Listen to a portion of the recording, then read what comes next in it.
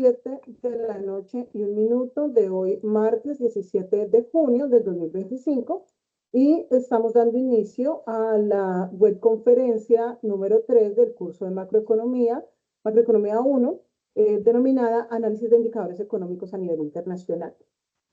En el marco de esta webconferencia, pues vamos a revisar algunos aspectos teóricos. Voy a dar algunos minutos, las 7:01, vamos a esperar hasta las 7:05 para ver si se conecta algún estudiante y pues damos inicio a la sesión. ¿Listo? Entonces, vamos a esperar 4 minutos y arrancamos.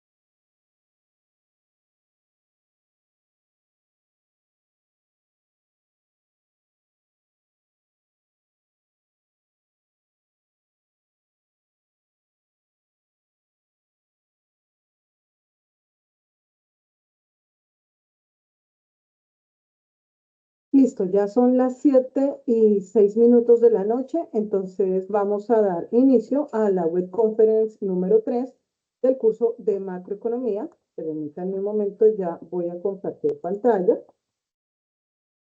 Listo. Y compartir.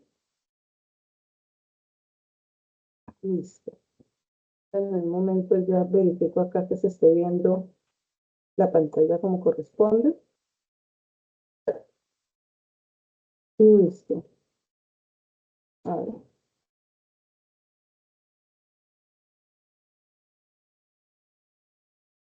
Sí, sí se ve la pantalla. Listo, perfecto. Entonces, te reitero, esta es la tercera web conference del curso de macroeconomía con la temática de análisis de indicadores económicos a nivel internacional. Mi nombre es Ivonne Paola Ubaque Galán, hoy 17 de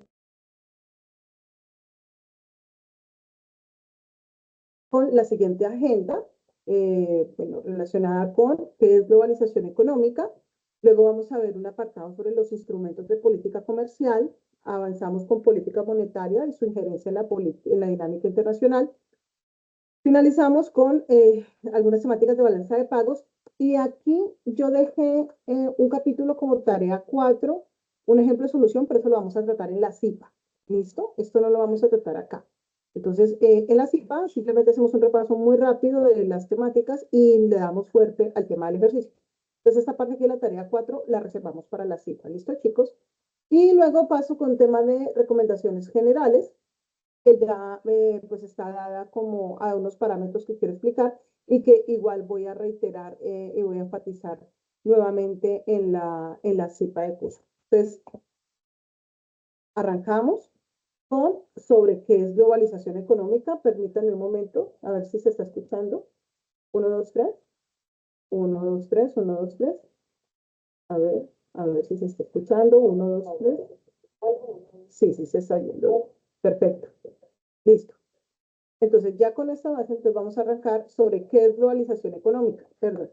Entonces, esta es la pequeña agenda que tenemos dentro de estas temáticas de globalización económica, desde sus causas, la evolución, cómo pasa como tres grandes fases del mercantilismo al libre cambio, del comercio internacional al crecimiento y de la integración económica al multilateralismo y regionalismo. Esto es muy importante y esto les pueden dar pautas para parte de la tarea que ustedes deben atender en esta fase del curso, ¿listo? Entonces, es importante que lo revisen, lo repasen.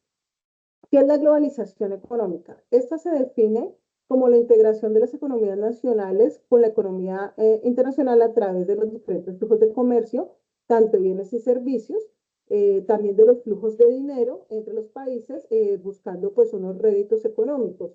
¿Sí? Y para la creación de empresas en el sector productivo, los flujos internacionales de trabajadores y de empresas en general.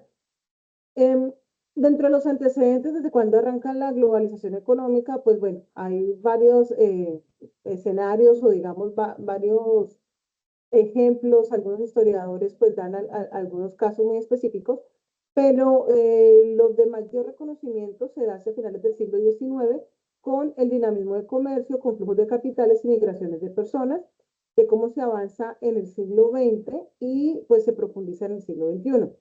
Sin embargo, desde la conquista y colonización de lo que fue Asia, África y América por parte de potencias europeas, pues se establece como esos primeros pinitos, esos primeros pasos en cómo las empresas multinacionales, pues en medio de su accionar, pues llegan a estas colonias y pues esto es como unos primeros escarceos de lo que es la globalización.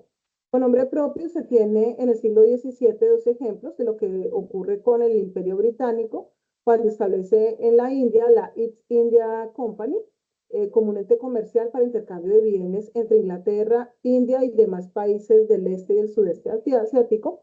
Y en 1602 ya es por su parte Holanda cuando crea la Dutch East Indies Company, que pues se establece de una manera muy fuerte en Indonesia. Listo. De estas experiencias anteriores que se tiene, que la globalización no es algo exclusivo de estos tiempos actuales, contemporáneos, que realmente viene de, pues, de unas épocas bastante antiguas, sobre lo que ustedes deberían profundizar en el marco de su tarea, que esos procesos de globalización parecen ser una respuesta a la necesidad de expandir los sistemas económicos nacionales y que teniendo en cuenta los antecedentes entre el siglo XVII y el siglo XIX y los hechos de reciente data, se distinguen algunos factores comunes en los procesos de globalización. El desarrollo tecnológicos en transporte y comunicaciones, que se dan estrategias comerciales en colonias y también la promoción del libre cambio de bienes y servicios. ¿Cómo ha evolucionado este tema de la globalización económica? Bueno, arrancamos desde el mercantilismo al libre cambio y luego el comercio internacional al crecimiento. ¿Qué es el mercantilismo? El mercantilismo se entendía como es una de las primeras doctrinas o teorías económicas que plantea cómo la riqueza de un país se sustenta en la cantidad de metales preciosos, de piedras preciosas que tenía. Esto permite una consolidación de Estados-nación en Europa y que esto se marcaba en una superioridad en ejército, en armada y en marina mercante. Uno de los grandes ejemplos que se dan acá es el tema de Inglaterra y, por ejemplo, España, ¿sí? Y gran parte, pues, precisamente lo que viene dado por la explotación de las colonias que tienen los descubrimientos que hacen en otros continentes. Este sistema económico se integraba por tres sectores productivos, el industrial, el rural y las colonias extranjeras, pero luego migra en el siglo XVIII con, digamos, nuevas teorizaciones a través de estos aspectos de ciencia económica, con lo relacionado con, y por autores como David Hume, Adam Smith y David Ricardo, que plantean pues críticas al sistema mercantilista, principalmente en cómo, si bien el oro, un metal precioso, puede servir para hacer acumulación de riqueza, ¿cierto? De superávit comercial, pues trae intrínseco lo que son aumentos de precios, presiones inflacionarias y por extensión de los salarios. Entonces, como que esto tan solo no era como tan bueno, ¿sí? Solamente estos aspectos de solamente tener metales preciosos.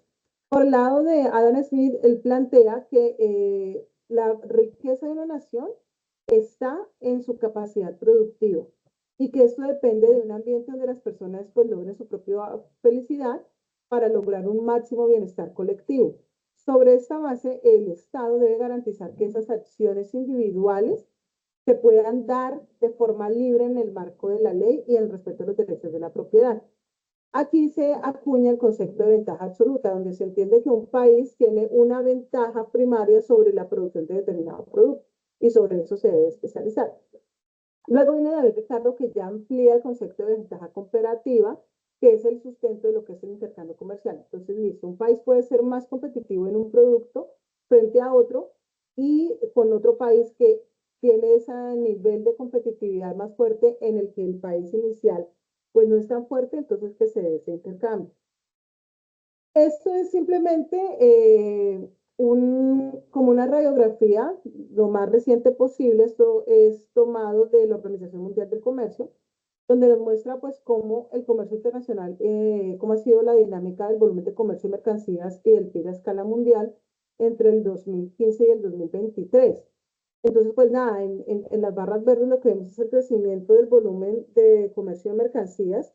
Claramente, aquí vemos, perdóname un momento, aquí vemos, por ejemplo, como en el caso de, a ver, listo, como en el caso del 2020, pues esto se cae, aquí lo podemos ver. En el 2021 pues hay una recuperación muy fuerte, pues viene de una total contracción. Entonces esto para mostrar que cómo se pueden dimensionar estos aspectos de globalización y económica. Listo. Luego avanzamos a cómo se han dado esos espacios de globalización económica a través de la integración. Y tenemos dos ejemplos muy claros, lo que es el multilateralismo y el regionalismo.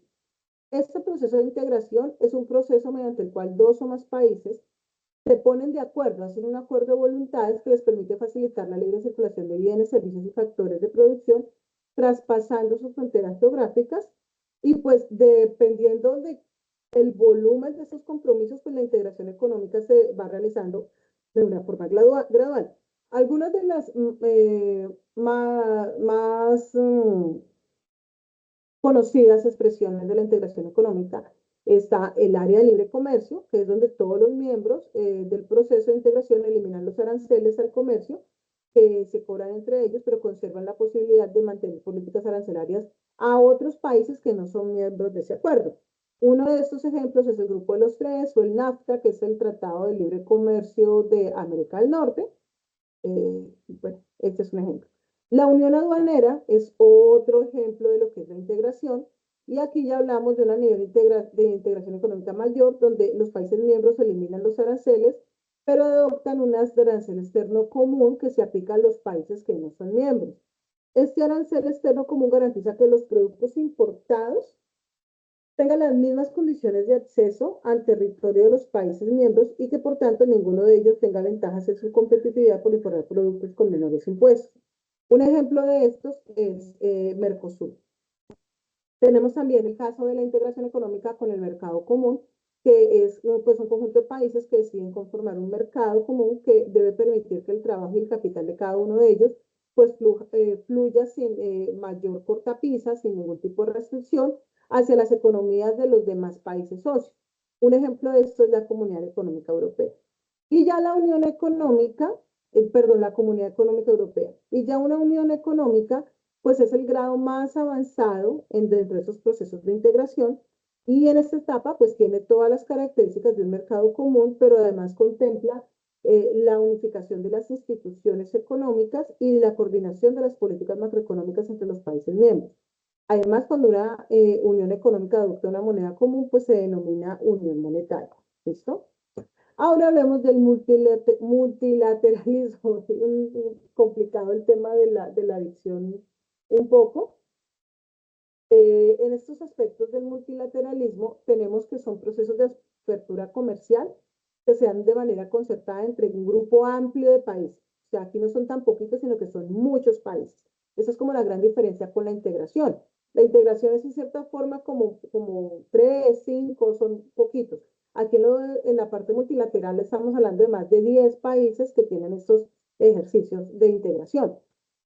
Viene dada por una modalidad de negociaciones comerciales, fue de las que mayores avances y cobertura tuvo en la segunda mitad del siglo XX, en el marco de instituciones creadas por la posguerra. Recuerden que luego de la Segunda Guerra Mundial, pues se establecen una serie de organismos multilaterales que arranca con el GATT, que es como el antecedente del Fondo Monetario Internacional y de la Organización Mundial del Comercio.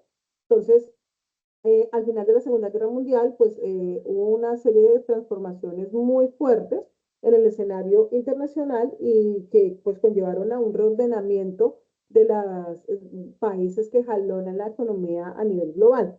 Sobre esta parte se crea lo que les comento, el Fondo Monetario, el Banco Interamericano de Reconstrucción y Fomento, y el GATT, que es hoy la Organización Mundial del Comercio. Esos son los mejores ejemplos de lo que es multilateralismo. Porque dentro de estas instituciones pues se agrupan gran parte de países que pues propenden por tener como acuerdos y tener participación en esas experiencias.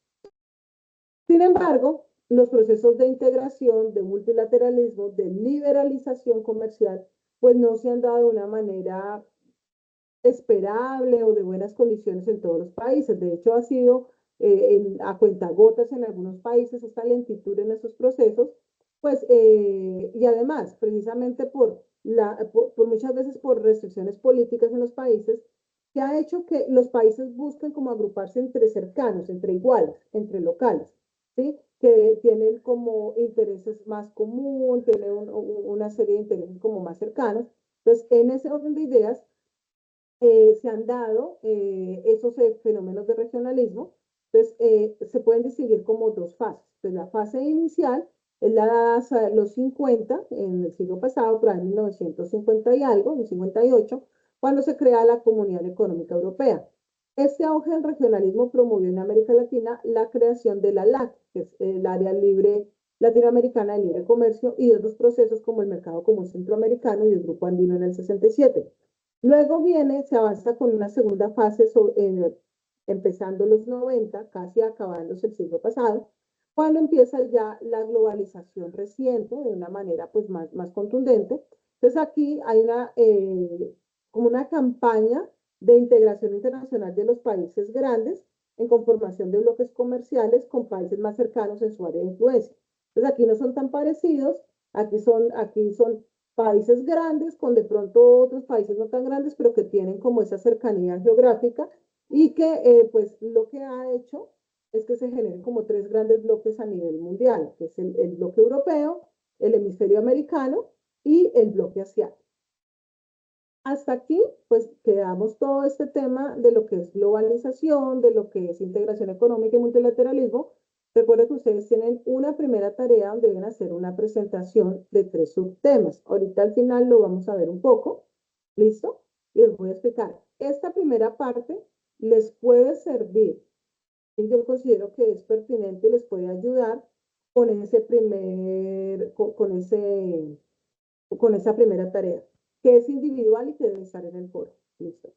Vamos con el segundo bloque de temáticas, que es la relacionada con los instrumentos de política comercial. Entonces hay como dos grandes bloques de instrumentos, que son los arancelarios y los no arancelarios.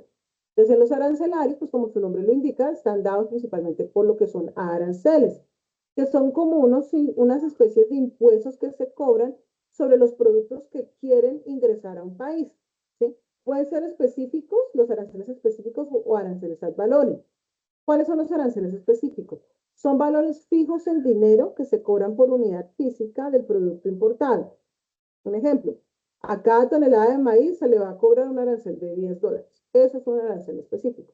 Pero también están los aranceles ad valorem, que ya se cobra aplicando tasas porcentuales dependiendo del valor. Entonces, ¿qué quiere decir? Que ya el gobierno establece un arancel ad valorem para el maíz del 15% independientemente del volumen que se importe. Así, si se importa una tonelada de maíz que vale 500 y el arancel ad valorem es del 15%, pues se paga $75. ¿Listo? Hay otro tipo de instrumentos de política comercial, como son los salvaguardas y los derechos antidumping. ¿Qué es una salvaguardia? Es un arancel o una cuota que se aplica a las importaciones de un sector económico que atraviesa por una difícil situación para poder aplicarla. Entonces, ¿qué tiene que hacer el gobierno? Pues debe demostrar que esas importaciones son causantes de esa situación y además debe compensar al país afectado con la medida. Y pues uno dice, bueno, y eso va un poco amarrado con el dumping, ya, y vamos a ver un ejemplo donde está inmersa Colombia. ¿Y qué son los derechos antidumping? Para evitar que se presente el dumping en el comercio internacional. Entonces, el dumping es un costo adicional que un gobierno, ¿sí? O sea, es parecido a un arancel, que le impone a unos productos que vienen de afuera, de otros países, ¿cierto? Cuando se demuestra que ese país donde vienen esos productos está vendiéndolos a un precio por debajo de lo que les está costando producirlos, ¿sí? Entonces, vamos a poner luego, no sé, con naranjas. Entonces, vamos a suponer que, no sé, que de Ecuador nos está llegando la naranja y vamos a ponerlo en precios de libras. Entonces, la naranja ecuatoriana llega a 10.000 pesos la docena, por decir un valor, no sé, no conozco ese sector, no sé qué tan aterrizado es ese precio, pero pongamos un ejemplo. Entonces, 10.000 pesos vale la docena de naranja ecuatoriana. ¿Listo? Pero resulta que cuando se revisa lo que cuesta producir en Ecuador esa naranja, no son 10.000 pesos, sino son 15.000 pesos. Entonces, ¿qué es lo que está haciendo Ecuador? Ecuador está trayendo esa naranja, digamos que a pérdida en teoría, la está trayendo y la está vendiendo a un precio por debajo de lo que son sus costos, porque está implementando unas prácticas desleales de comercio para quebrar a los productores nacionales y cuando ya los saca del mercado, ahí sí establece un régimen de precios real y que le favorezca a él. Eso es el dumping y por eso se establecen medidas antidumping. Entonces, cuando esto ocurre, ¿qué tiene que hacer este país que se está viendo afectado? Entonces, ¿qué tendría que hacer Colombia? Va a decir, no, un momentico, la naranja ecuatoriana, y tiene que demostrar que se está dando el dumping, eso es complicadísimo. La naranja ecuatoriana realmente les está costando es 15.000 y usted me la está vendiendo aquí a 10.000 pesos la docena. Entonces le voy a establecer unos derechos antidumping, le voy a poner un costo y por cada docena de naranjas que entre acá me tienen que dar 5.000 pesos adicionales. Porque usted está entrando en prácticas de dumping y además pone cuotas y toda la cosa. Entonces, esto es un instrumento que es un arancel pero que se da bajo una situación muy particular, que es cuando se da este fenómeno del dumping. Y pues un ejemplo de esto es lo que vemos se dio relativamente hace poco, el año pasado, perdónenme un momento, ¿qué pasó acá? Perdón, ahora que no se mueve esto, ya los Perdón un momentico acá, problemas técnicos. Ay, no, a ver, ¿qué le pasó? Separar. Perdón, chicos, un momento, por favor. Tengo un problema con el mouse. No sé por qué no funciona. Hagamos este otro entonces. Entonces, ¿qué pasó recientemente? Resulta que hay un sector que es el sector del acero, donde se está importando acero de Chile, si mal no estoy, ¿sí? Es un acero que está llegando desde la comunidad andina. Entonces, mira lo que nos dice la nota. El gobierno colombiano expidió una salvaguardia para importación de acero desde la comunidad andina. La comunidad andina, pues es un ejercicio de integración en el que está Colombia con Venezuela y Ecuador. ¿Listo? Entonces, miren lo que dice la nota. La medida impuesta por daño a la industria nacional, vamos aquí a colocar la medida impuesta por daño a la industria nacional, según una investigación del gobierno, estará vigente por 2 años. O sea, eso tampoco es per secula seculorum, ¿no? Eso tiene que ser por un lapso. ¿Qué nos dice la nota? El Ministerio de Comercio expidió el viernes, bueno, esto fue en octubre del año pasado, una salvaguardia para la importación de barras de acero proveniente de países de la Comunidad Andina de Naciones. En concreto, la medida aplicará a Ecuador, Bolivia y Perú, actuales miembros del bloque comercial. En el apartado técnico, la medida estableció un cupo anual de importación de 29.529 toneladas que pueden ingresar libremente al país. Pero cuando se supere esto, ¿listo? Deberán pagar 14.5% por cada tonelada que entre. ¿Listo? Entonces, ¿acá qué ocurre? ¿Qué afecta? Pues que se estaba inundando el mercado nacional de mucho acero de otro lado, que es más económico. Entonces, para proteger el sector nacional, el gobierno estableció esta medida, una salvaguardia en el tema del acero. Ahora miremos en el caso, por ejemplo, de lo que es una medida antidumping. También un ejemplo relativamente reciente del año pasado con acero, pero ya proveniente de China. Estaba yo confundida con los países. Entonces, acerías del país solicitan medidas antidumping contra productos que vienen de China. Las compañías nacionales están dejando de producir porque no tienen cómo competir al acero del país asiático. ¿Sí? Que es lo que nos están diciendo acá, que cada vez llega más barata. Entonces, el mercado del acero en Colombia está en jaque porque las importaciones chinas, pues no hay cómo competirle a esto ni en precio ni por volumen, porque pues, es una cantidad exagerada y a unos precios mucho, mucho más bajos. ¿Listo? Entonces, en este caso, eh, algunos de los gremios o de las empresas más representativas, mejor, de este sector, como ACESCO y Corpo Acero, pidieron medidas antidumping. Entonces, sobre esa base se estableció la resolución 115 del 26 de abril del 2024, que aperturó la investigación de dumping, del supuesto dumping, en importaciones de lámina lisa galvanizada, galvalume, bueno, acá unas como ya clases de esos tipos de acero que vienen de China. Y apenas estaba investigando, esto todavía no ha pelechado, esto todavía está en investigación, y esto de nuevo es para demostrar lo difícil que es y cómo pues el país tiene que actuar de una manera muy contundente y robusta demostrando ese tipo de actuaciones, porque está en el marco de unos acuerdos comerciales, de unos tratados de libre comercio o de unas reglas de juego a nivel internacional de comercio que no puede, pues, digamos que quebrantar. Entonces, cualquier actuación que vaya a tomar en contra de un actor de comercio internacional debe estar previamente justificada. Pero, pues, son medidas que tiene, son herramientas de las que puede echar mano y pues que aquí está. ¿Listo? Entonces, eso como para que les quede un ejemplo y que también les puede servir para su tarea, muchachos. Listo. Ahora hay unas medidas que no son arancelarias. ¿Cuáles son estas medidas que no son arancelarias? Las cuotas de importación, entonces, esa ya es una cantidad específica que el gobierno define para la importación de un bien durante un periodo determinado. Entonces, por ejemplo, dice, hola, querido, hola, Cristian, ¿cómo estás? ¿Me escuchas, Cristian?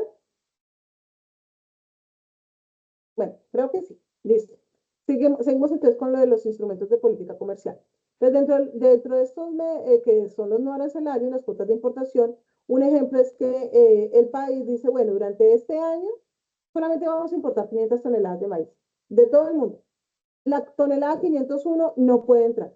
¿Listo? Entonces, eso es una cuota de importación. También, esas cuotas de importación se establecen en el marco de investigaciones y pues, de pruebas muy robustas que toma el país para proteger determinado sector, como el ejemplo que veíamos hace un momento, en este ejemplo de una salvaguardia. Fijémonos cómo en este caso el gobierno estableció un cupo de 29.529 toneladas de acero proveniente de la CAN. ¿Ya? Si ingresan más, tienen que pagar un arancel de casi el 15%. ¿Listo? Para poder proteger. Entonces, son dos medidas, una cuota de importación y un arancel adicional. ¿Listo? Otro ejemplo son las licencias de importación, que son instrumentos que la autoridad económica usa para poder controlar las importaciones de cierto tipo de bienes. No necesaria, y esas autorizaciones solamente se pueden dar en el marco de la licencia o permiso de importación. Quien no accede a esa licencia no puede importar o tendrá que hacerlo con aranceles bastante altos. ¿Listo? Entonces, un ejemplo de esto es la necesidad de que el país, por ejemplo, Colombia, esté certificado de libre de lactosa vía vacunación. Si no se tiene, y de pronto si un exportador de ganado vacuno quiere ir a vender, no sé, vamos a decir cosas locas, al Líbano o por allá en Medio Oriente, pero si no tiene ese certificado no le van a dar la licencia de importación. ¿Listo? Entonces, como para que tengamos un poco claro ese ejemplo.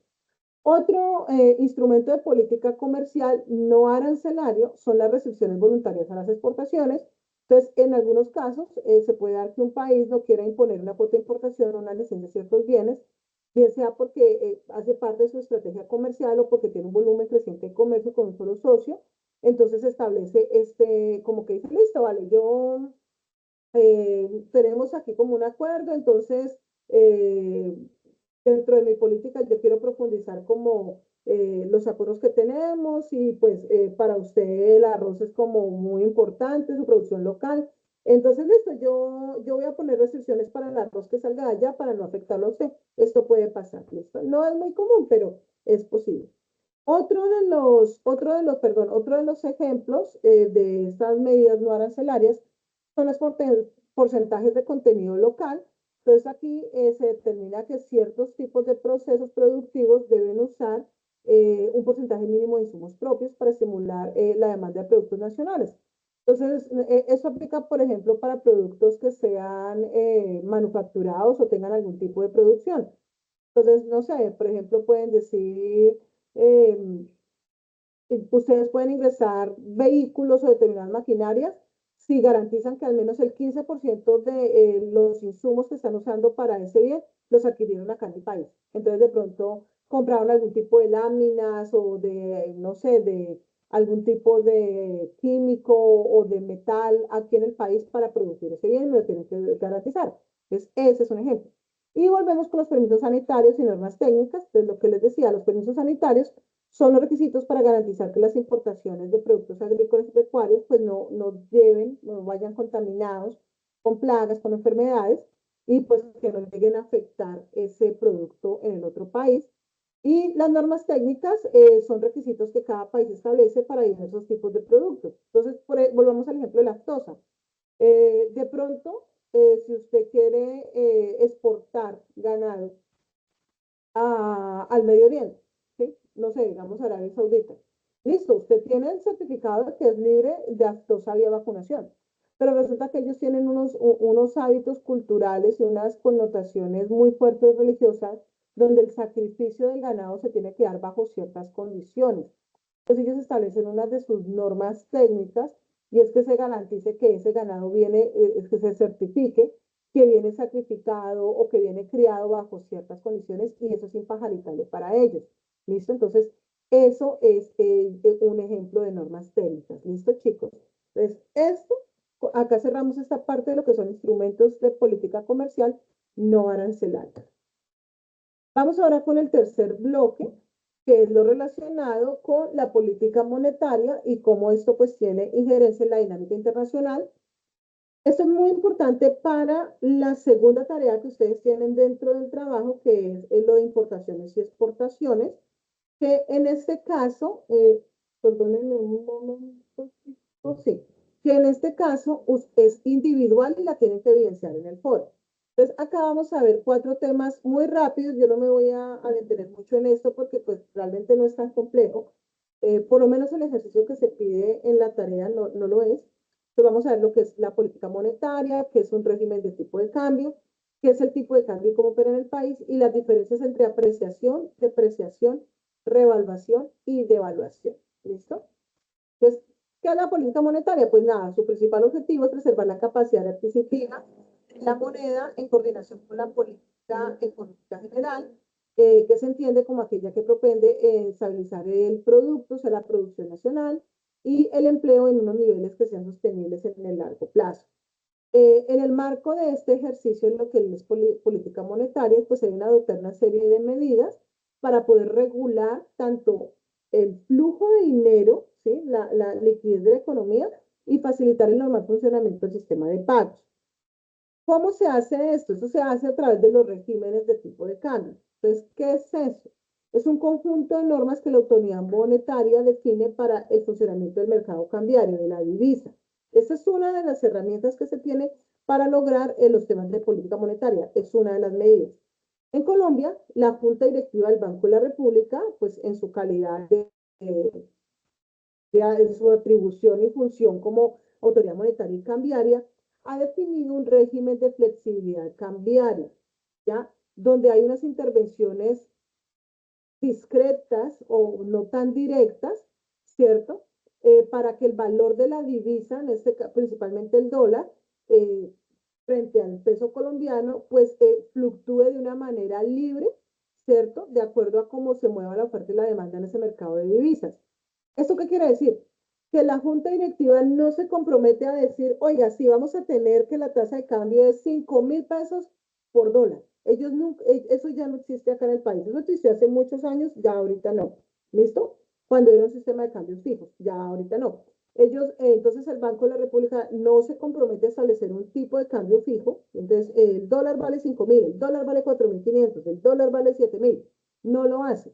Pero sí define una serie de intervenciones de compra o venta, de compra de divisas, ¿sí? A través de bonos o compra directa. No, bueno, las compras que ellos hacen es a través de bonos del tesoro, ¿sí? ¿Para qué? Para tratar como de afectar la oferta y la demanda, de que esta fluctuación como que tienda al objetivo que se tiene. Esto es como un objetivo, como una meta objetivo, pero no es un compromiso de lograr esa tasa de cambio.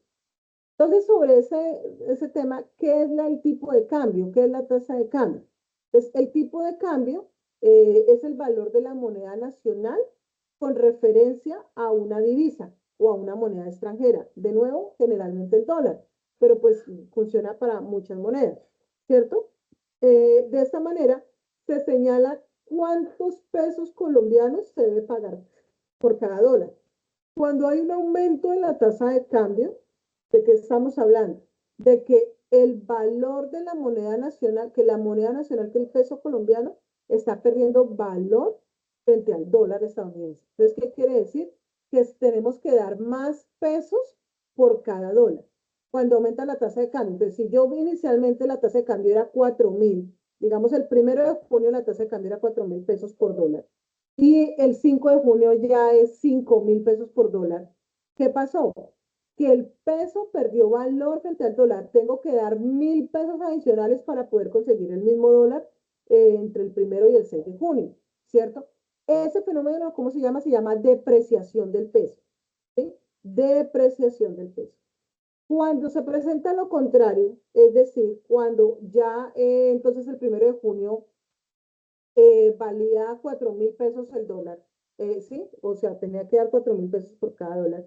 Pero el 5 de junio ya no tengo que dar 4.000, sino que tengo que dar 3.000 pesos. ¿Qué está ocurriendo? Que tengo que dar menos pesos por cada dólar. Entonces, aquí lo que ocurrió es que la moneda nacional, el peso colombiano, pues se robusteció, ganó valor frente a la divisa. Entonces, aquí ya estamos hablando de una apreciación del peso. de la moneda local. Entonces, disminuyó la tasa de cambio. Entonces, una disminución de la tasa de cambio es una apreciación de la moneda local. Un aumento de la tasa de cambio que es una depreciación de la moneda local. ¿Listo? Entonces, no sé si hay alguna pregunta hasta ahí, si está claro ese concepto. Listo. Entonces, ahora sí vamos a ver qué es esto de apreciación, depreciación, revaluación y devaluación. Hace un momento yo les decía depreciación y apreciación. ¿Listo? Y la vamos a tener acá. Permítanme un momentico, alguna cosa. Pluma y... Perdón. Tengo que me tomo un poco de pelo. Y cambiémosle el color del lápiz. Un momentico. Entonces, ¿qué vamos a tener acá? Tenemos depreciación, que es el concepto que les estaba diciendo ahorita, y apreciación, ¿cierto? Cuando hablamos de depreciación, es que la moneda local, el peso colombiano, está perdiendo valor frente a la divisa. Y cuando hablamos de apreciación, es que el peso colombiano gana valor frente a la divisa. ¿Listo? Pero estos términos se usan en un sistema de cambio flexible como el que tenemos en este momento en el país. ¿Listo? Entonces nosotros tenemos que decir depreciación o apreciación. ¿Vale? Pero, vuelvo y cambio el color del lápiz. Entonces vamos a colocarlo aquí como morado. Cuando yo hablo de devaluación, ¿sí? Y de revaluación, en teoría estoy hablando de los mismos conceptos, entonces en el caso de devaluación es lo mismo que decir depreciación. La moneda local se debilita frente a la divisa. Y en el caso de la revaluación, que la moneda local se robustece frente a la divisa. Pero, ¿qué es lo que pasa? Que esto se usa cuando es un sistema de cambio fijo. ¿Listo? Entonces, uno a diario ve en las noticias, ve en la prensa, en los periódicos, que dicen, ay, sí, el peso se devaluó, o el dólar se revaluó, o una mayor, la tasa de cambio se revaluó o se devaluó. Esos términos no están correctos porque nosotros actualmente no estamos en un sistema de cambio fijo, estamos en un sistema de cambios flexibles. Entonces, los términos correctos son depreciación y apreciación. ¿Listo? Tengan muy presente eso, por favor. ¿Alguna pregunta hasta acá? Para que pasemos ya a la balanza de pagos, ya casi para cerrar esta webconferencia. ¿No? Listo. Balanza de pagos, ustedes tienen ese ejercicio, ese es creo que la cuarta tarea o la tercera tarea, no me acuerdo, ahorita miramos bien la guía. Este ejercicio de la balanza de pagos sí es grupal. Todo lo que hemos venido trabajando hasta el momento, lo que es el tema de globalización, integración y lo de tasa de cambio, ustedes tienen ahí los ejercicios que tienen que disponer en sus foros de forma individual, pero ese sí lo pueden trabajar grupal. Entonces, vamos a ver qué es la balanza de pagos y cuáles son las tres subcuentas que que integran en la balanza de pagos.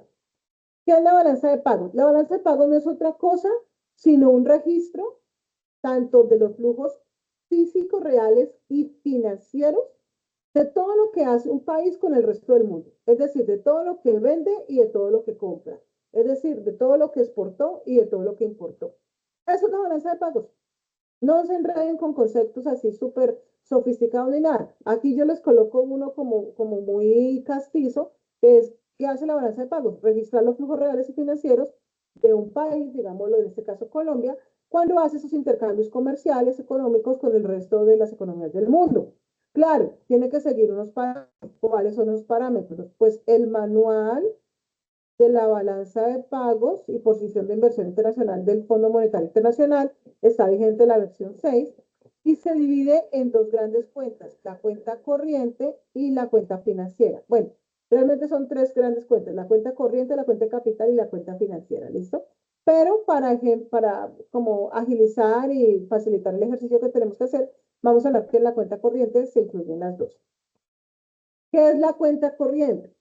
Entonces, la cuenta corriente lo que hace es registrar tanto las exportaciones y las importaciones de bienes y servicios ingresos y egresos por renta de factores y por transferencias corrientes. Es decir, eh, ¿qué incluyo yo en esta cuenta de balanza de pagos? Cuando yo hago exportaciones o importaciones, esto va acá, ¿listo? Cuando yo, por ejemplo, cuando yo no, cuando el país, por ejemplo, realiza transacciones relacionadas con utilidades y rendimientos de inversión directa y de cartera, o los intereses que se pagan por los préstamos externos, va en esta cuenta. O cuando hablamos de el ingreso secundario, cuando se establecen, se reciben las llamadas remesas, es decir, alguien se fue a vivir, no sé, una persona se fue a vivir a Estados Unidos y dejó familia en Colombia, entonces gira unas remesas, ¿cierto? Le gira una plata, pues para su sostenimiento, para su apoyo. Entonces, ese recurso que manda esta persona, este colombiano que está allá en Estados Unidos y que lo manda su familia que está aquí en Colombia, eso se contabiliza en esta cuenta corriente en la subcuenta de ingresos secundarios. ¿Listo? ¿Está ahí? Entonces, revisen muy bien esta clasificación donde están como estos temas de lo que tienen que clasificar de acuerdo al ejercicio que deben hacer. Listo. Sigamos. Entonces, la cuenta corriente, aquí les hago como una tablita como para que se facilite más la lectura, se divide en tres subcuentas: la balanza de bienes y servicios, la balanza de ingreso primario y la balanza de ingreso secundario. En bienes y servicios, ¿qué es? Todo lo que son importaciones y exportaciones, punto. Todo lo que son compra y venta de, no sé, de productos agropecuarios, de comercio, de seguros, el turismo, que vino un turista a visitar Colombia acá, eso se registra acá. ¿Listo? Ingreso primario, todos los intereses y dividendos, ¿sí? Ganancias procedentes de inversiones o préstamos de otros países, se registra acá. Y en la balanza de ingreso secundario que se registra, todo lo que son ingresos de recursos, ¿cierto? Pero no hay una contraprestación. Entonces, por eso se pone el ejemplo de las remesas. ¿Listo? ¿Cuál es la diferencia entre la balanza de ingreso primario y la de secundario? Que en la de ingreso primario se pagan unos intereses o se generan unos réditos, unas ganancias, porque inicialmente hubo un desembolso. Ahorita vamos a ver un ejemplo. ¿Listo? En la balanza de ingreso secundario no. Entonces, voy a poner otro ejemplo. El gobierno de Canadá hizo una donación de una maquinaria, o sí, o de unos equipos a Colombia. Eso entra acá. Ya, el gobierno canadiense le regaló eso a Colombia. No hay ninguna contraprestación, se los donó. Pues eso entra acá. ¿Listo? La cuenta corriente, bueno, de nuevo yo como que me esfuerzo mucho como por darles de varias formas. Entonces, ya cuando vamos a hacer eso es como una cuenta T en contabilidad. Entonces tenemos un ingreso y un pago. Que de la cuenta corriente yo te voy a colocar en la columna de ingresos como positivo, o sea que es un flujo positivo para el país. Cuando se incluyen todas las operaciones que se entienden como un ingreso de un beneficio, ¿sí? Un ingreso, una renta para el país. Entonces, por ejemplo, cuando se habla de que Colombia exporta a cualquier otra parte del mundo, Colombia exporta café a España, ese valor de esas exportaciones va aquí en ingreso. ¿Listo? Ah, que Colombia está exportando, no sé, a ver, petróleo. Colombia exportó petróleo a Venezuela. Ese valor de ese ingreso, ese valor de petróleo va acá, ¿listo? En los pagos ya son las importaciones. Ah, Colombia importó petróleo de Venezuela. Va acá y se resta porque se entiende como una salida de capital de Colombia, ¿listo? Y luego se saca el saldo. ¿Qué es el saldo? Pues el ingreso menos el egreso. Ahorita lo vamos a ver un ejemplo tranquilo. Vamos rápidamente con la cuenta de capital. En la cuenta de capital, que se registra? Todas las transferencias de capital que se efectúan para realizar inversiones en otros países, por ejemplo, ayudas de organismos multilaterales como las Naciones Unidas, para invertir en infraestructuras.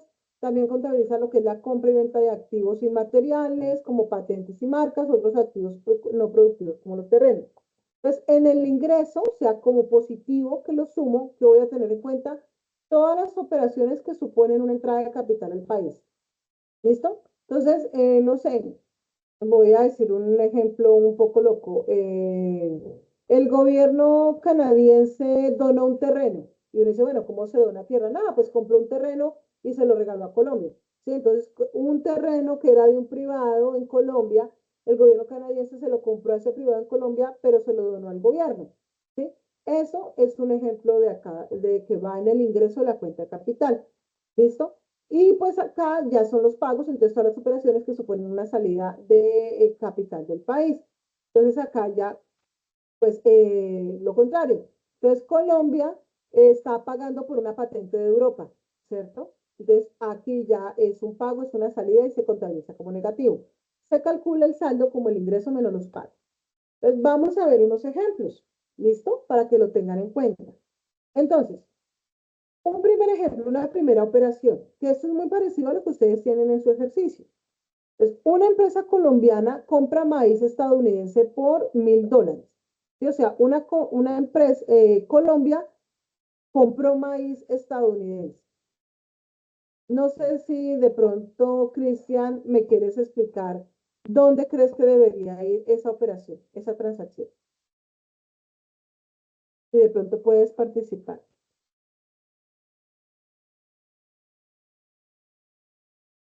¿No? Listo. Esta compra, donde dice una empresa colombiana, ¿cierto? Compra maíz estadounidense por $1.000, es una importación. Colombia está trayendo maíz de Estados Unidos. Entonces, ¿dónde va? En la cuenta corriente, en la subcuenta de bienes y servicios, pero va aquí en los pagos. ¿Listo? O sea, se tiene que restar. ¿Listo? Turistas italianos gastan 2.000 euros en Colombia, o sea, vinieron unos turistas aquí al país. ¿Esto dónde va? En la subcuenta de bienes y servicios de la cuenta corriente, pero sí va como positivo, o sea, se suma. ¿Por qué? Porque es una entrada de capital que está teniendo el país. ¿Listo? Tres, un banco colombiano paga, ahí me quedó mal escrito, perdón, paga 3.000 euros de interés de un préstamo a un banco francés. Entonces aquí ya vamos a hablar de lo que son rentas primarias. Recuerden, entradas y salidas de capital, de pagos de créditos, de recursos financieros, de pronto de ganancias, ¿cierto? Pero ¿quién le está pagando qué? Pues Colombia le está pagando un interés a Francia. Entonces es un egreso, tiene que ir acá en esta columna. Cuatro, Italia paga 4.000 euros en pensiones a residentes colombianos. Entonces aquí ya es un recurso que va a entrar al país porque son los colombianos, ¿cierto? Los que van a recibir este recurso de Italia. Entonces acá, ay, perdón, este iría acá en positivo. Luego, ¿qué hacemos? Sumamos, ¿listo? 2.000 más 4.000, 6.000, 1.000 más 3.000, 4.000 y sacamos la resta. 6.000 más 4.000, 2.000. Entonces, esto es el saldo. Espera a ver si me sale bien escrito. Es que no puedo escribir bien. Una vez puedo escribir acá. Perdón, perdón, perdón. No me deja escribir. Entonces, esto es un saldo. ¿Listo?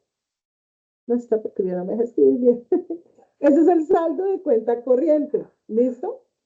Si lo hiciéramos al revés, pues nos tiene que dar igual. 0 menos 1.000, pues menos 1.000, 2.000 más 0, 2.000, 0 menos 3.000 menos 3.000 y 4.000 menos 0, 4.000. Si hiciéramos esto, nos tiene que dar acá igual.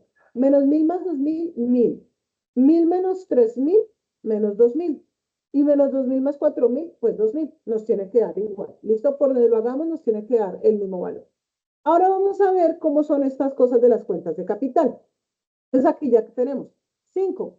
Una empresa colombiana compra una patente a una empresa japonesa por $5.000. Entonces lo que les decía, Colombia le está comprando una patente a Japón. Entonces, como es una salida de capital, esos $5.000 van a ir acá. ¿Listo? Acá en el lado negativo. Y luego una empresa de España le compra un terreno a Colombia por 6.000 euros, ¿cierto? Pues en Colombia. Entonces, ¿esto dónde va? Acá en los ingresos. Conclusión, de nuevo, el saldo en ingresos son 6.000, el saldo en los egresos son 5.000. Entonces, se saca la cuenta, se saca el saldo, entonces hay un superávit de 1.000 en la cuenta de capital. ¿Listo? Y luego, estas dos cuentas se suman 2.000 más 1.000 porque hay un superávit 3.000. Entonces, vamos a decir que el saldo total en la cuenta corriente del país es de 3.000. ¿Listo? Porque estamos sumando este de acá y este de acá. Mucho cuidado con eso. ¿Listo? Luego viene la cuenta financiera. En la cuenta financiera se contabilizan todos los flujos de recursos que respaldan esas transacciones de las otras cuentas. ¿Cómo así? Cuando, por ejemplo, el Banco Colombiano le paga 3.000 euros a un banco francés, hay un flujo de dinero. Más allá de la transacción que se da acá, hay un flujo de recursos que se están dando. Entonces, eso se tiene que mostrar en la cuenta financiera. ¿Cómo lo vamos a mostrar en la cuenta financiera? En esas tres subcuentas, en inversiones directas, inversión de cartera y en otras inversiones o en reservas. ¿Qué son inversiones directas? Inversiones que hacen empresas en otros países para obtener beneficios a largo plazo. ¿Qué son inversiones en cartera? Inversiones en acciones o bonos para obtener una rentabilidad a más corto plazo. Otras inversiones, principalmente préstamos y depósitos varios en otros países. Y reservas, ustedes por ahí tienen en su ejercicio un numeral que dice, tiene tanto de reservas, es la cantidad de divisas que tiene el país para respaldar sus operaciones. Entonces, ¿esto cómo es? Hay que entender lo siguiente acá. Vamos a poner este ejemplo. Cuando una persona colombiana le presta dinero a otra, compra, es cierto, o compra un activo financiero, hay quien adquiere ese derecho, pero hay quien recibe el dinero. En este caso, ¿qué ocurre? Esto es un activo financiero para Colombia. Cuando esta persona le presta ese dinero, ese derecho se vuelve un activo financiero. Entonces, una empresa colombiana le presta dinero a una empresa peruana, ¿cierto? Para Colombia es un activo porque es una deuda que le van a pagar en algún momento. Para Perú es un pasivo porque sí, está recibiendo una plata, pero tiene que devolverla. Entonces, la empresa peruana devuelve más dinero porque tiene que devolver el dinero más los intereses. Entonces, si desde Colombia se prestó o invierte en Perú, eso será un activo financiero para Colombia, pero un activo para Perú. ¿Listo? Entonces, ¿cómo se va a contabilizar eso? Entonces, de nuevo, tenemos en cuenta activos financieros, entonces cuando se tiene cuando se tienen esas operaciones en las que colombianos, personas naturales o empresas, pues hacen inversiones o prestan al extranjero, ¿cierto? Entonces se constituyen un derecho de cobro, en algún momento me tienen que pagar. Los pagos ya es cuando adquieren la deuda, ¿sí? Entonces en el ejemplo que estamos dando anterior, Perú, y el saldo es restar activos menos los pagos. Entonces vamos a dar un ejemplo acá, en esta cuenta financiera. Entonces, Colanta, espérenme, les cambio el colorcito porque aquí este color no me funciona. Entonces, Colanta invierte 7.000 euros en España. Entonces, Colanta es una empresa nacional. Entonces, Colanta está mandando una plata para España para hacer una inversión extranjera directa. Entonces, esto va en esa subcuenta y va acá en este lado izquierdo porque es un activo, se suma. Un italiano compra acciones de Ecopetrol por 8.000 euros. Entonces aquí ya es, ¿qué pasó? Que un extranjero le dijo a Ecopetrol, venga, tenga estos 8.000 euros, pero deme derechos sobre esa empresa. ¿Qué quiere decir? Que el que tiene el activo, el derecho de cobro es el extranjero. Entonces, como ese extranjero es el que tiene el derecho, nosotros tenemos la obligación de pagar. Entonces, por eso se vuelve un pasivo. En algún momento, Ecopetrol Colombia le tendrá que devolver a ese italiano los 8.000 euros de esas acciones más la rentabilidad que se genere, ¿verdad? Y luego dice, Bancolombia le presta 9.000 euros a un banco peruano. Entonces, más o menos el ejercicio que teníamos anterior. Entonces, Bancolombia es colombiano, le manda 9.000 a Perú, entonces se vuelve un activo financiero. Vuelve y se suma. 9 más 7, 16. 8.000 se resta, entonces hay un superávit en la cuenta financiera. Todo esto que hicimos, ¿cómo se va a registrar? Entonces, ay, perdón, ya. Esto que está acá fue lo que hicimos en la anterior diapositiva. Esto que está acá. ¿Listo? ¿Vale? Pero resulta que las reservas, como el país tiene así, hagan de cuenta como una bolsita donde tiene sus divisas, que son las que se van a mover cuando se dan todas esas operaciones. ¿Yo qué tengo que hacer después? tengo que acá en la variación de las reservas, ay, no me muestra acá, en la variación de las reservas, tengo que colocar acá en estos activos el movimiento que dicen todas esas transacciones anteriores. Entonces, la operación 1, que era que una empresa colombiana compra maíz por $1.000, ¿cierto? O sea, está importando. Esto es negativo. Entonces, esos $1.000 yo lo voy a poner acá como un negativo. ¿Listo? Véanlos acá. Acá está. La segunda operación que era, turistas italianos gastan 2.000 euros en Colombia. Entonces, sí, la tengo acá. La tengo acá, pero esos 2.000 los tengo que reflejar también en la variación de las reservas. Entonces vengo y lo traigo acá.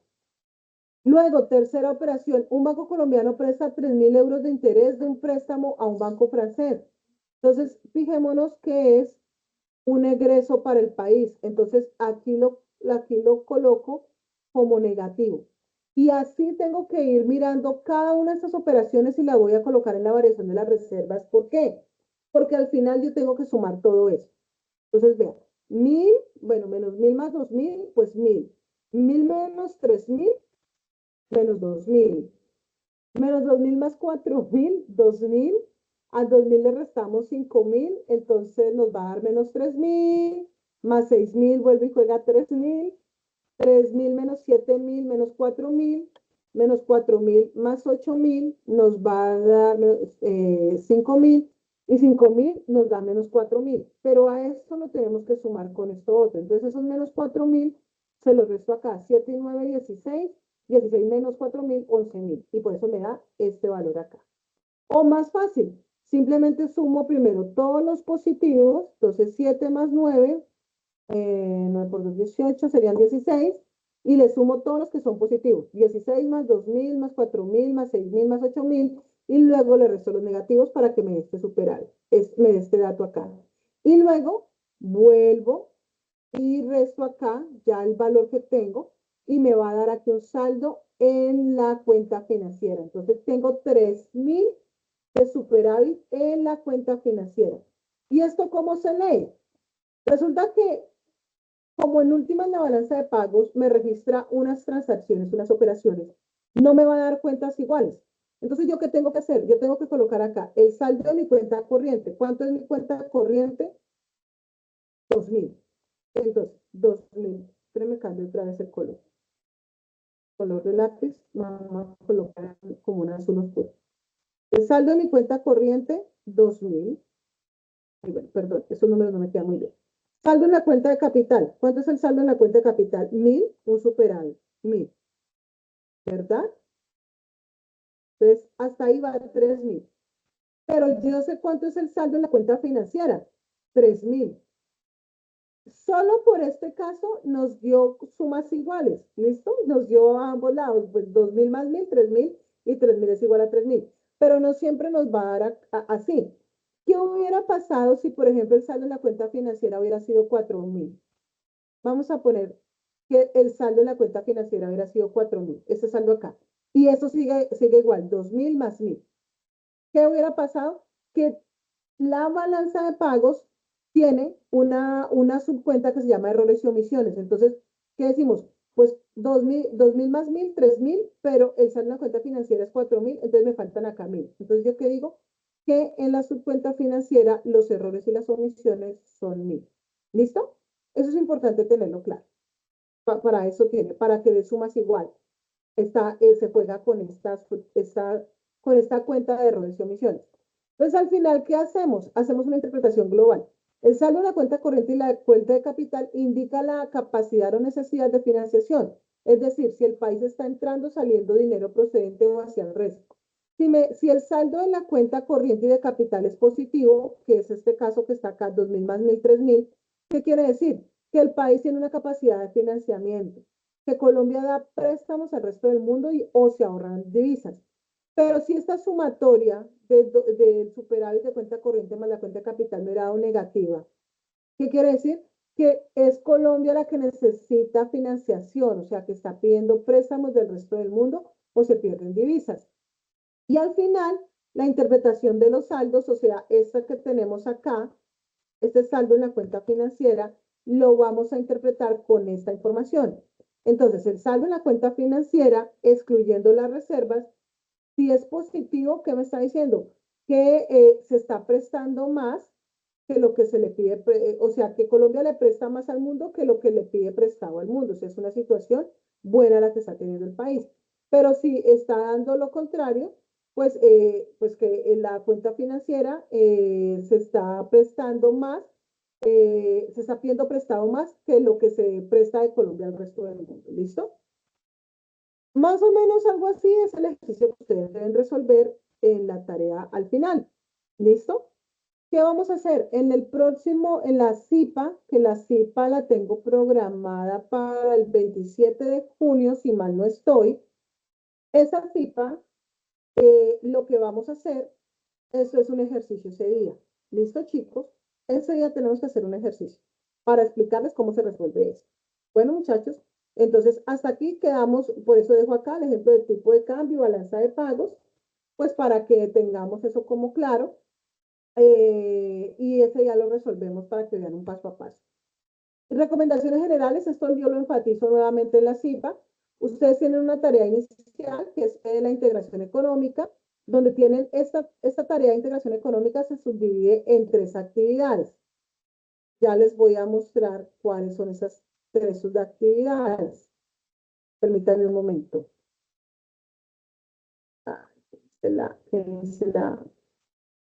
La guía. Permítanme un momento y ya les muestro.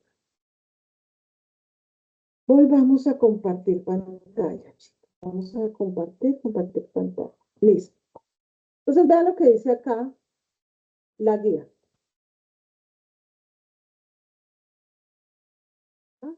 Algo pequeña, la vamos a ampliar un poquito. Entonces, ¿qué dice la guía en su primera actividad? Bueno, tienen que escoger un rol para el tema grupal. ¿Qué dice? Cada estudiante debe elaborar una presentación en Webpic. De nuevo, pueden hacerla en la aplicación que quieran. Yo no me caso con Webpic. Webpic no es obligatorio para mí. Por ese lado, tranquilos. ¿Listo? No es obligatorio, puede ser en lo que ustedes quieran. Pero lo que sí es obligatorio es que incluyan estos 3 aspectos. El concepto de globalización económica y su evolución a lo largo de la historia, características y etapas. Explicar cómo la globalización ha afectado a Colombia en los sectores como manufactura, agrícola y servicios, destacando beneficios y desafíos para Colombia en esos aspectos.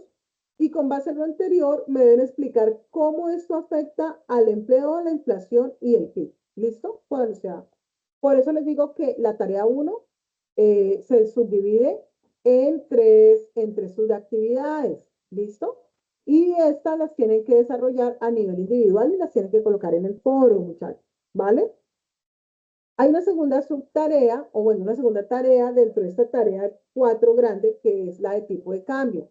Entonces aquí tienen que hacer a nivel individual, tienen que hacer la resolución completa del ejercicio y la respuesta a las 8 preguntas que integran esa tarea. Volvamos a la guía. Entonces, ¿qué dice? El tipo de cambio. Bueno, es que aquí queda el tipo de cambio. Entonces les dicen, encuentran 3 fechas con valor de tipo de cambio y los productos que integran el mercado internacional. Les dice el 20 de enero es 2.800, el 16 de junio es de 3.000 pesos por dólar y el 30 de octubre es de 3.300 por dólar. Entonces les dice, suponga que el mercado internacional colombiano se conforma por la exportación de arroz y bicicletas. ¿Listo? Que Colombia exporta tantas toneladas de café, a tanto, bueno, les da unos valores y les da unas situaciones. Tienen que decir estos valores, muchachos. Tienen que mostrar estos valores de dónde salen. ¿Listo? Pero hay unas preguntas. Tienen que resolver esas preguntas. Esas preguntas las resuelven a nivel individual y las colocan en el foro. ¿Listo? Y entonces aquí viene un tema importante. El criterio 1 y 2 lo voy a revisar a nivel individual. La guía dice criterio 1 vale 30 puntos, criterio 2 vale 30 puntos. Y eso va exclusivamente en el foro. Si no lo comparten en el foro y lo suben por el entorno evaluativo, vale 0 puntos. ¿Listo? Mucho cuidado con eso. Ya luego, para el aporte grupal, sí, ya son las otras tareas, que es la balanza de pagos y el mapa mental, que va en inglés sobre pues, el tema de la balanza de pagos y una reflexión y conclusión. Esto ya lo hacen grupal. ¿Listo? Y eso se califica con el criterio 3, 4 y 5, muchachos. Lo mismo que en las etapas pasadas.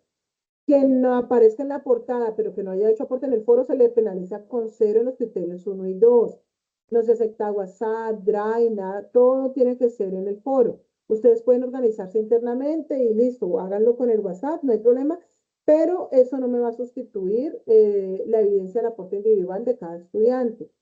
No se delega la participación, pilas con las normas APA, listo. Les voy a pedir portada, tabla de contenido y referencias bibliográficas porque la tarea 5 tiene la reflexión y la conclusión. Entonces ahí van las conclusiones. ¿Listo? Si no se presenta referencias bibliográficas en el trabajo grupal, se penaliza con 6 puntos de criterio 5. Miremos, tengo una duda con eso. ¿Cuál es el criterio? A ver si está igual. Presentación de las conclusiones, estructura ácida. Si no presentan referencias bibliográficas, se castiga el quinto criterio, que vale 10 puntos con 6 puntos. Entonces, mucho cuidado con eso, ¿listo? ¿Alguna pregunta hasta acá, muchachos? ¿O todo está bien? Bueno, Cristian, que es quien me acompaña el día de hoy, si hay alguna pregunta. ¿Ya? Listo. Chicos, muchísimas gracias por el tiempo, por la atención. Espero que pues se hayan clarificado algunas dudas, que les hayan servido esta información. Y pues nada, nos vemos en estos días. Yo les estoy enviando la invitación de la CIPA también en estos días y espero que les vaya muy bien. Chao, chao, chicos. Buenas noches.